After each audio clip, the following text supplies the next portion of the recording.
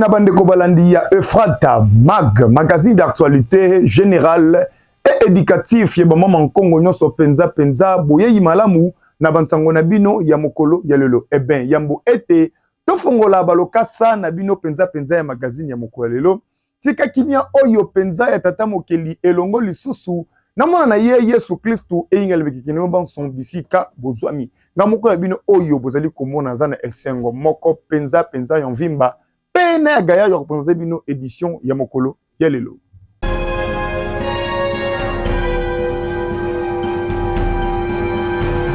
Les produits cosmétiques Hydraderm sont conçus et préparés pour nourrir et traiter votre peau. Avec leurs ingrédients naturels, les produits Hydraderm ont pour action de nourrir, réhydrater, embellir, adoucir, réparer, régénérer et éliminer les taches, vergetures, brûlures, des boutons, redonner l'éclat du teint de la peau. Notre gamme, la crème de soin du jour pour des peaux saines, non abîmées. La crème de traitement pour des peaux abîmées. La peau de traitement anti-taches et vergetures. Le sérum pur. Produit hydratant, nourrissant et traitant. Ces produits sont l'œuvre d'un citoyen congolais. Produit Hydraderm, fabriqué à base de bave d'escargot, aloe vera et autres. La crème Hydraderm garantit le bien-être de votre peau. La crème Hydraderm garantit le bien-être de votre peau.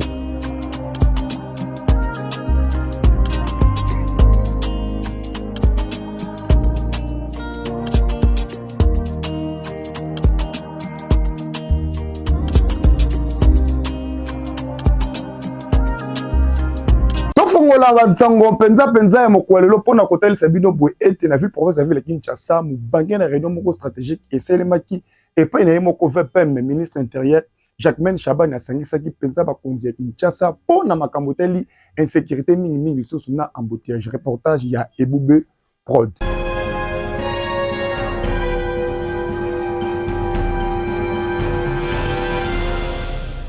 Mubange na réunion penza ya nkafu ya vimba pena ya gayar et salemaki epai na yemoko VPM ministre intérieur de sécurité et décentralisation et des affaires coutumières Jacquemaine Chabani deka bozali komona liboso ya betendeke na bino asangisaki bakonzi penza ya ville province ya ville Kinshasa lokola général Kanto Uzael Daniel Bumba Pazalaki wana pe bakonzi mususu bazalaki ebele deka bozali komona liboso ya betendeke na bino tina penza ya bosangani ozalaki nini makambo etali insécurité to pe lisusu na bambouteillage oyo ezali na ville province ya ville Kinshasa yango penza yaki makambo ya motuya pe no kosolola esengeli population ya Kinshasa batambola na kimia bazala penza ya kimia. Pourquoi? Parce que na ba kidnapping ezali kosalema ville province ville Kinshasa pe lisusu ezali ya lokuta soki mutu ba kidnappé esengeli aya koya mingi na la police na sia to pe na commune informé par la police esengeli la police asa la recherche mais ba kidnapping mususu ezali nango informé te o kaka o ba kidnappé ki yango ba sengi epa ya bakonzi Kinshasa esengeli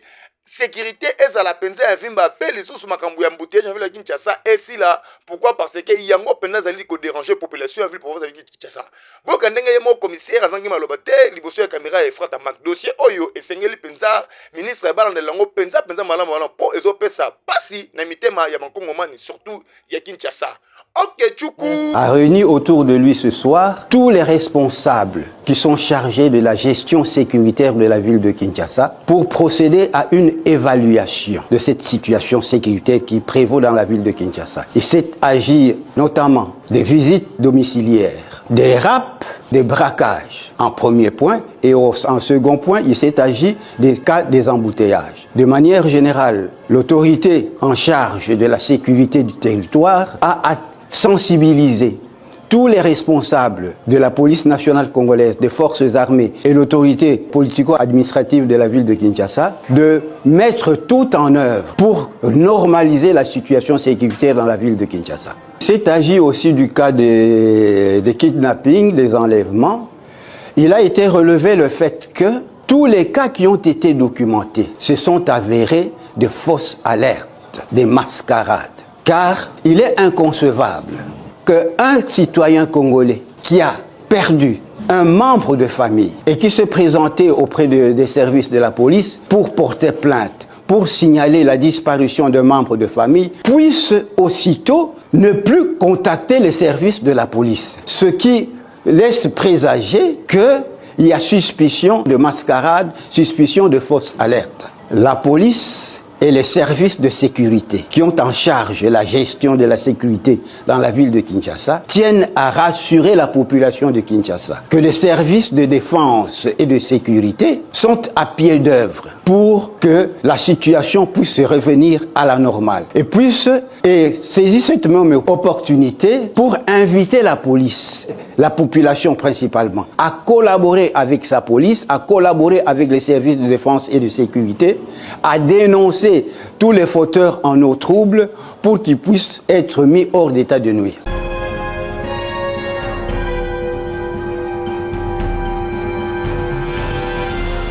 Na cadre kaka ya kosala musala ndenge tata mokonzi wa ekolo a confié ki bango vice-ministre ya défense Eliezer Tambwe bayaki kotikela yesusu minduki ndenge kaka oyo ezalaki kosalema na kati ya province ya Bandundu. Reportage ya Ebube Prod.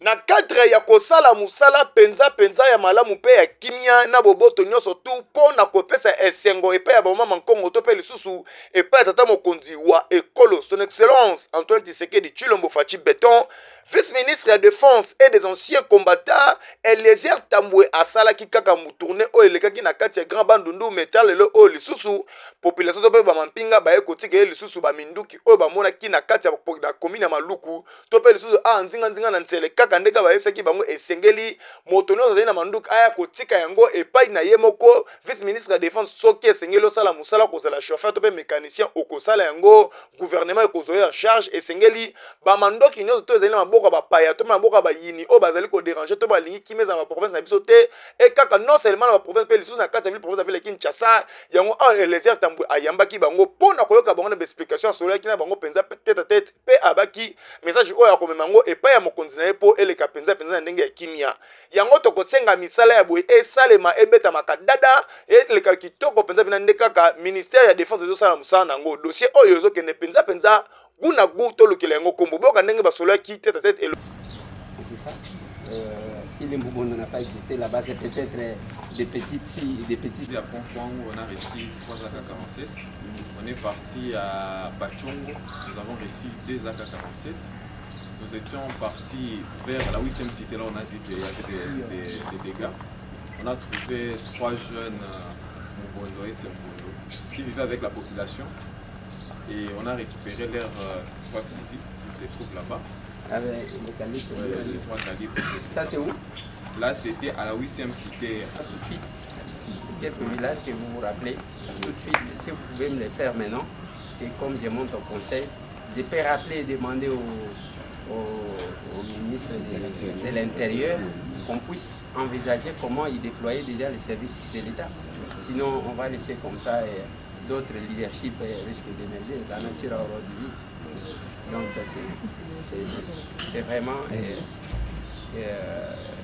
ça que je voulais dire. En ce qui concerne Kinsele, avec les chefs de là, comme vous le savez, les chefs est trop... C'est un peu la situation qui est là-bas. À part ça, c'est le même message.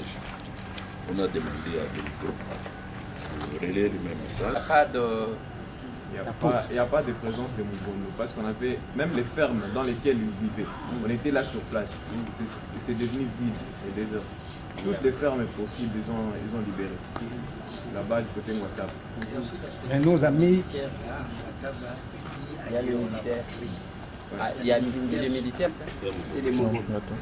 On les amène ici, ils sont entre les mains des services en train d'être positionnés. C'est tout ça parce qu'il y a. On a remis les armes. Donc derrière nous, il n'y a plus de mouvement.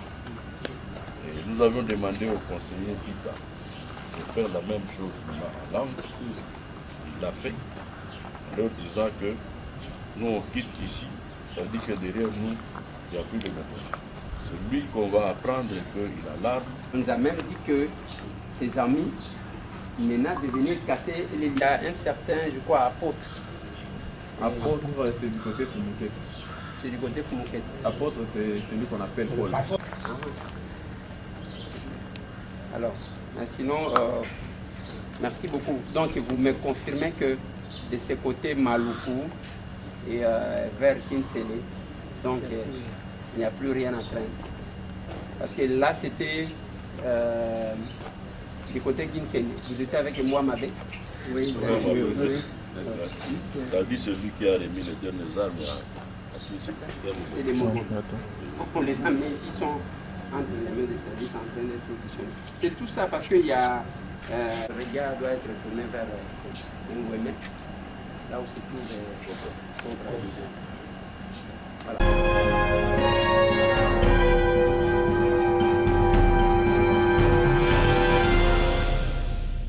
Na province ya Okatanga, le gouverneur Martin Kazembe asangisaki population mitwabwa mingi. Pourquoi? Parce que pona kimia ezala na kati ya province na bango penza mboya ka bango moko pe babesaki mbela liboso ya caméra ya Efrata Mag.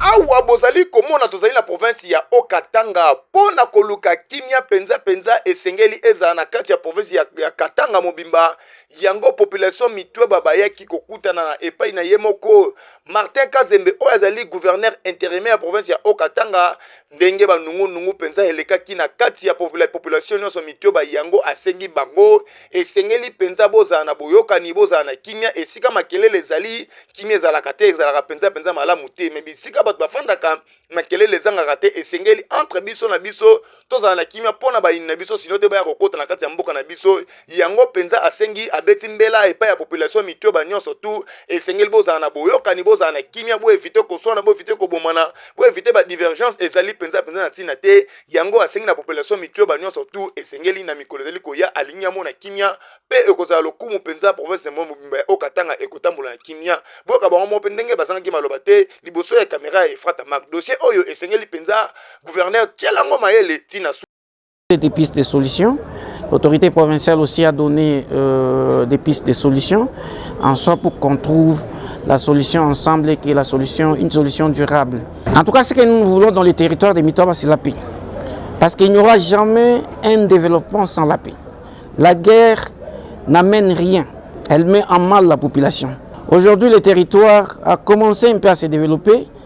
On voit encore les mêmes mouvements qu'on avait déjà bannis il y a longtemps qui reviennent. Alors ça inquiète toute la population. Alors, nous demandons à la population aussi des Mitwaba d'être en collaboration avec tous les services de sécurité afin que nous tous nous soyons sécurisés parce que la sécurité c'est nous. La discrimination tribale parmi les chefs. Parce que si un chef est là et qu'il soit écarté, dès qu'il soit écarté, ses enfants vont se rallier à l'équipe adverse. Le deuxième point, il y a les gens qui ont été formés à Lusinga. On les a formés et par après on les a abandonnés. Ces gens-là, ils savent manipuler l'arme. Quand on les a abandonnés, ils vont se rallier à l'équipe qui est en train de faire.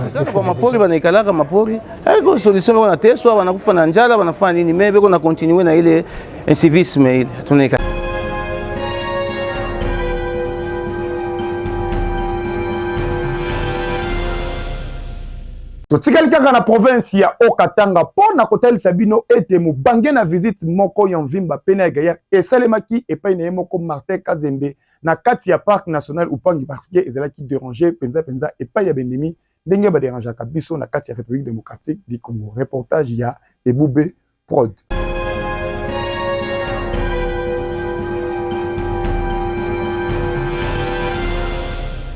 Le gouverneur intérimaire Martin Kazembe oyo akambaka province ya Okatanga mobimba na cadre banungu elekaki penza na kati ya parc national Upemba esepelisaki ete yango akitaki awa pona kosala mubange na visite po observation pona kosona batu oyo bakambaka parc national. Pourquoi? Parce que esengelaki penza kimia ya Mvimba pena ya Gaillard pona ko renforcer les sources de sécurité awa na kati ya parc pe ya passe pe ezali nini milimo ya bato bungaki awa. Pourquoi? Parce que na cadre ndengaka benemi badongolo miso na biso oyo bazaka libanda balinga mboka na sotambola kimia te yango ye akitaki awa pona koswana bango koyoka bango ndenge ni makambo elekaki pe asiraki bango ete na mikolo ezali koya esengeli ba renforcer parc national Upemba oyo ezali parc ezali bijou pona kati ya mboka na biso ba expatriés bayaka awa na kati ya Okatanga bayaka ko visiter salaka penza penene sengo mingi.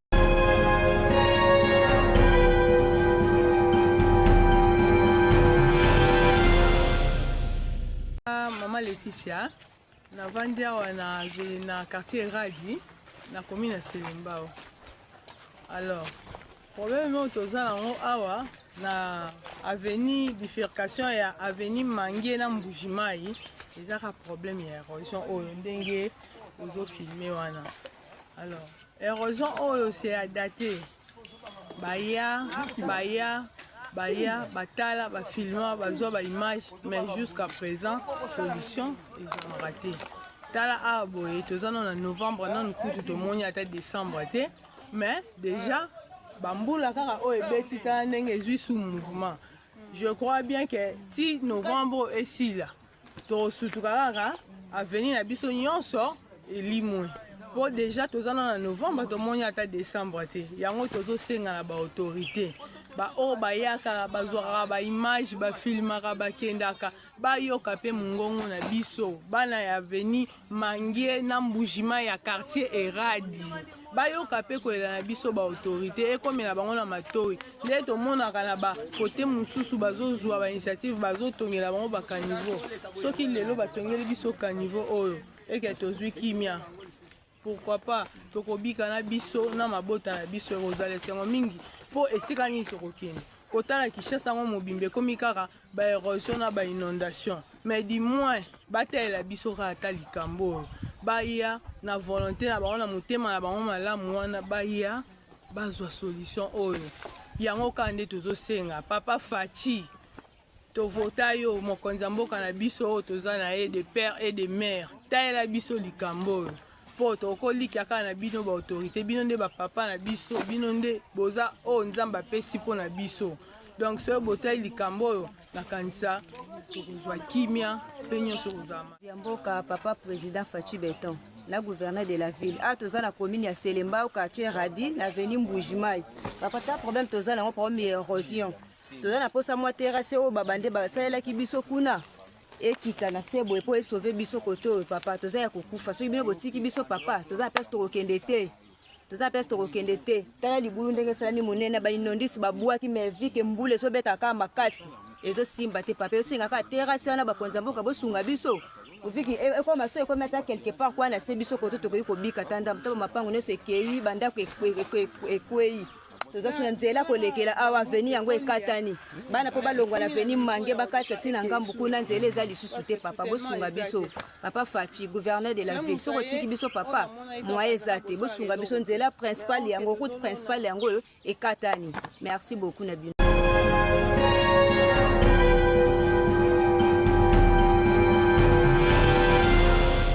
tomati na province ya Grand Kasai pona kotalisa bino boye ete mobange na réunion moko ya mvimba esalemaki epai ya inspecteur ya grand travaux ndenge misala ezosalema na kati ya province ya Kasai yango basololaki tête à tête reportage ya Ebube Prod.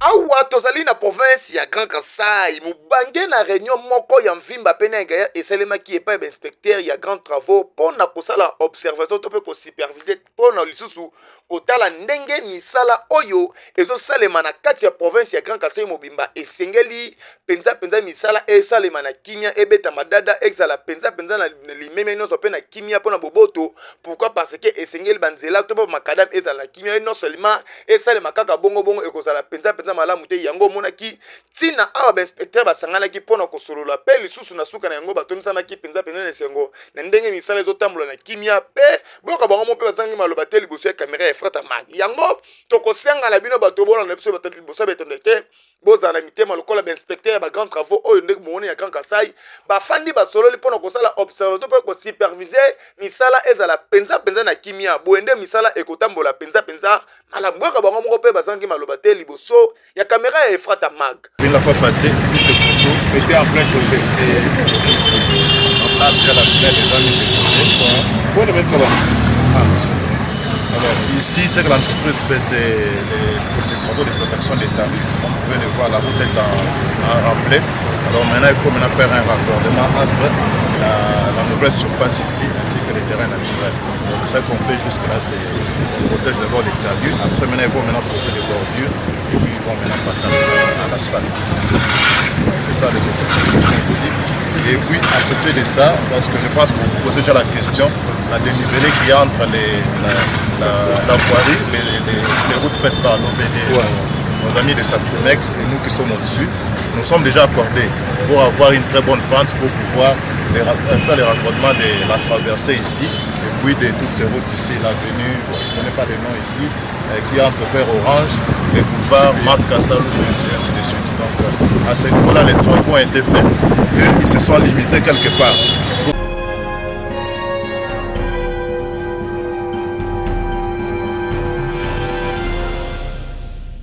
Na Kinshasa oyo tokomona makambo ebele ndenge kaka magazine Efrata Magelobaka Kinshasa futa tike na yo babetelo lisolo te.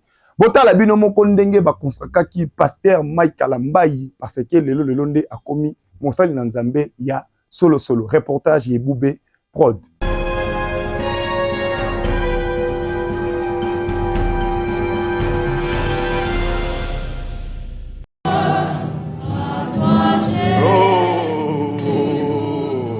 Yes. Alléluia. Merci. Nous demandons au révérend Louvois qui prononcera la prière et après l'évêque Pascal Mukuna va prononcer la prière pendant que je serai en train de oindre l'huile son serviteur, l'huile d'onction pour l'ordonner pasteur. Ces jours où tu confirmes, ratifies, reconnais bibliquement ton serviteur Mike Kalambai. Yes. Il m'a toujours dit, mon vieux, je suis sur ta lignée. Laisse qu'en ces jours, qu'une onction puissante de la parole, de la révélation, de la puissance descende sur toi. Et qu'au travers de ta bouche, que des nations puissent écouter autre chose, que des vies puissent écouter une autre lumière, que la puissance de Dieu descende sur toi. Je libère sur toi ce manteau de puissance dans la parole, dans la révélation, dans la grâce, dans les miracles. Et qu'en ce jour, qu'autre chose se manifeste dans ta vie. Un autre Mike Kalambai, un autre Mike Kalambai, une autre version de Mike Kalambai au nom de Jésus. Amen. Ouais. L'évêque Pascal prononce la prière. Reçois l'onction. Que l'onction coule sur toi, Mike Kalambai. Possession que cette huile descende sur toi.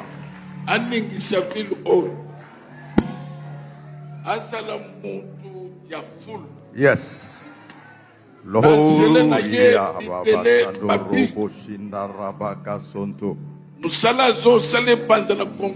Yes. Et traverser frontière d'Afrique. Yes. L'église a partout dans le monde. Et ça l'impact miracle et salam. Yes. Combo ya Kalambai et Mata. Yes. Oyem seka Abraham qui te ferait ton nom grand. Azala grand na Congo na Congo na Yesu. Amen. Dieu Tout-Puissant, Créateur des cieux et de la terre, du mandat que tu nous as donné, appelé au ministère, nous avons reçu onction. Seigneur, nous avons marché avec toi pendant des décennies. Toutes ces prières prononcées par tes serviteurs, je les scelle afin que ta grâce abonde sur sa tête. Dans tout ce qu'il touchera, quand il touchera les malades, les miracles se multiplieront. Quand il touchera les femmes stériles, Yahweh, la fécondité s'en suivra. Quand il touchera sur ceux qui ont des dossiers compliqués, oh Dieu, les grandes choses s'opéreront. Unis comme corps de Christ, nous proclamons la grâce, l'onction, les faveurs diverses, les opportunités au nom de Jésus-Christ. Et le peuple de Dieu dit Amen.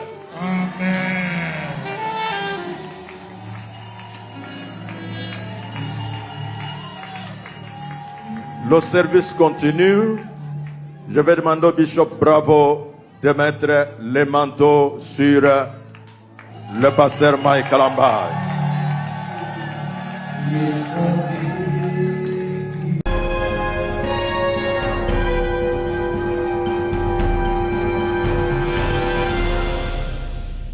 toyebi ke botondi liboso ya betando eke na bino pona koyoka rubrique na bino moko oyo bolingaka mingi pesa makanisi na yo pona ekolo boyoka makanisi bayike bapesi pona ekolo bana Brazzaville bana Angola bana Zimbabwe bana Mibi bana Somalie bana Angleterre bana démocratie du Congo topesa makanisi pona démocratie du Congo. Merci makanisi nanga étant que moi na mboka les Congolais, des pères et des mères, concernant la situation et l'insécurité dans la ville-province à Kinshasa. Et quand on parle de l'insécurité, on voit directement les Kuluna. Alors, à l'époque, il y a le général Kanyama, qui mesure moko suki bakangi ba Kuluna et puis bakangi ba criminel, ba misusu ba bané ko boma bango, ba misusu ba bané ko bango na ba maison ya détention curieusement et na passage ya général Kanyama et tout moni babi et s'est multiplié ma casse insécurité comme ici ya koleka na ville province à Kinshasa. Mais la seule chose que je pouvais dire à notre gouvernement, c'est l'État qui a la monopole de la violence, c'est-à-dire citoyen mon côté azali au-delà il y a pouvoir public, donc c'est-à-dire ceux qui bakangi kuluna il faut qu'on rééduque.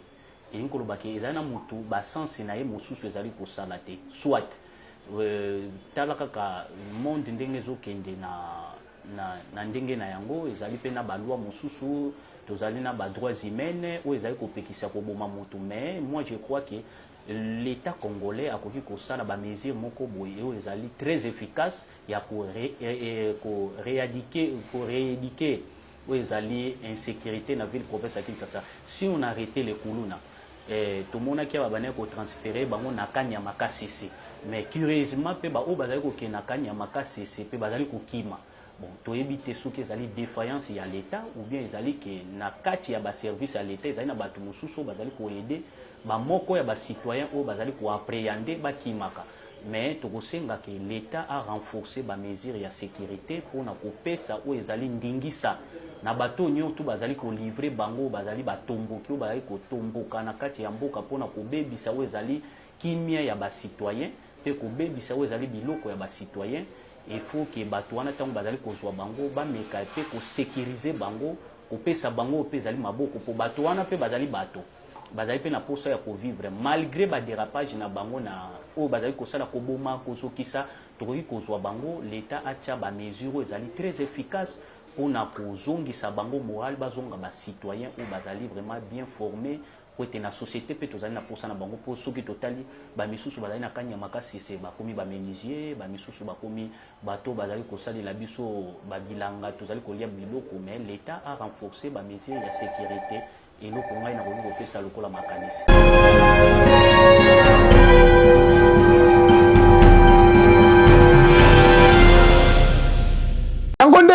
penza esilisaka édition na bino ya mokolo ya lelo soki yo pe ozali na makanisi ya kopesa kobuka na te salela biso yango na mosika bisika ezali toko na ocha yango penza liboso ya ba etando eke soki ozali na besoin magazine Efrata Mag esalelo promotion to pe publicité benga biso kana ba numéro ozali kombo na conduisa nango très simple soki bosepelaki na édition ya mokolo ya lelo bopesa lokumu longonia epai na ye moko monsieur le cordon et Boubé Prod na réalisation tozalaki na ezemo liso oyo ya banzambe bafandaka na nzambe bayebaki teki azalaki mwana na nzambe na prise de vie tozalaki na David Mompangi na assistance tozalaki na HD mwana ya umenga moko ya bino oyo bozali komona liboso ya betando ke nazalaki na esengo moko penza yon vimba pena ya gaya ya proposer bino édition ya mokolo ya lelo appelez-moi HM autrement dit aussi mobali oyo azanga banda bangonde bambanda na biso na biso to komesana mukie penza